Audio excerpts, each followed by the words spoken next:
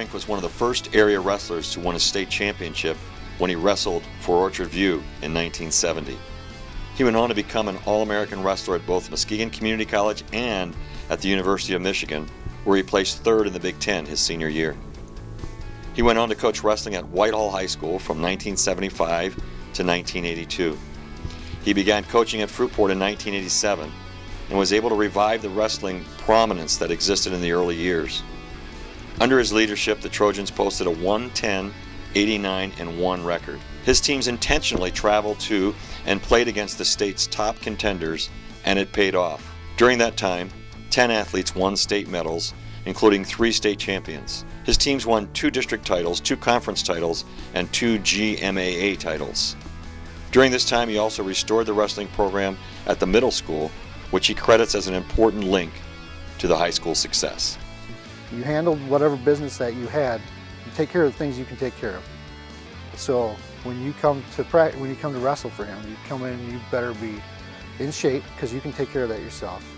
You can get stronger, you can do that yourself, and he'll teach you how to wrestle, and he would drive you to be a better wrestler just by making sure that you had the mental toughness to keep going and to want to succeed. And that was the biggest difference that I think wrestling for him, as far as what I could see from around the area.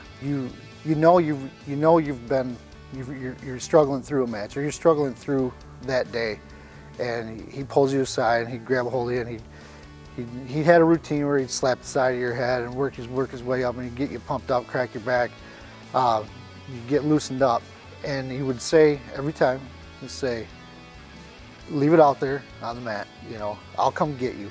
You don't have to worry about it. And that was the thing that he would instill in all of his wrestlers, was he cared enough about you and believed enough about you that you didn't have to worry about somebody else fighting for you.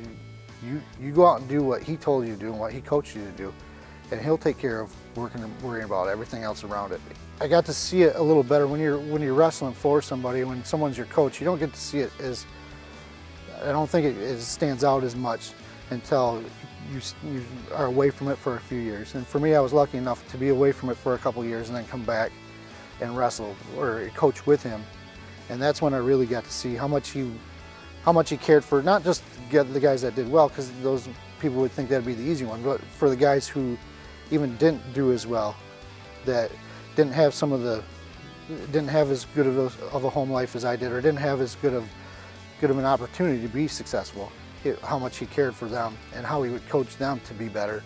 Passion for the sport. I mean, he loves wrestling.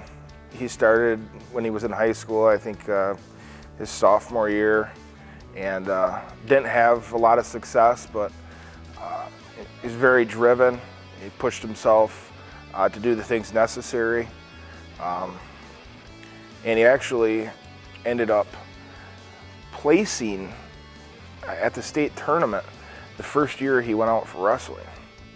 He went from basically getting beat every time to turning that around and placing at the state tournament, and he followed that up the next year being a state champion, and then fell just short his senior year and got beat in overtime. But he took that on to college, and he was able to earn All-American status, and he's got a lot of passion, a lot of drive, puts his mind to something, he's going to get taken care of. One that sticks out in particular was we were going through the season, and I was coaching, and it's the middle of the season, and it starts to drag on. The middle of the season starts to get long, like any season. It starts to get long, and it's those monotonous days where you're concerned with making weight, you're concerned with wrestling, you're concerned with all the things that go on. You're through the holidays, and it's just getting to be long. And somebody that wrestled for us came in and he says it to me, he doesn't say it to coach. He says coach to me, he says, I'm done. I think I'm going to be done. I can't do it anymore. It's getting too hard. I got stuff going on. I want to get a job. There's a whole list of things that he wanted to do. So, well, you've told me, and I appreciate you coming in and say that to me, but I said, I'm not your coach. You're going to have to go tell coach. So he went and got him, brought us down into the locker room, and says, handed him his stuff. He said, I can't do it anymore. And coach looked at him and had his stuff, and he had it, and he hands it back to him, and he says, well, I'm not letting you quit. He said, you're not quitting. This isn't even an option for you. You're doing what you're doing. He said it gets long. He went through all the things that I just said. It's long, it's hard, but you can do it. I know you can do it. I know you're going to be good for it. And he was. The next year, I was his coach. He went on to go to the state meet and do the things that coach believed that he could do. And he did that day in and day out.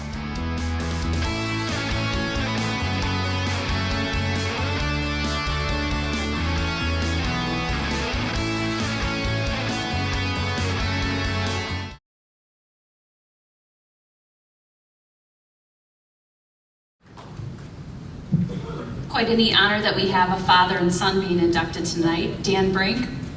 Coach Dan Brink was one of the first area wrestlers to win a state championship when he wrestled for Orchard View in 1970. He went on to become an All-American wrestler at both Muskegon Community College and at the University of Michigan, where he placed third in the Big Ten his senior year.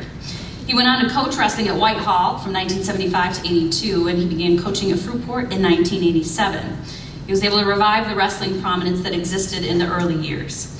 Under his leadership, the Trojans posted a 110, 89, and 1 record. His teams intentionally traveled and played against the state's top contenders, and it paid off.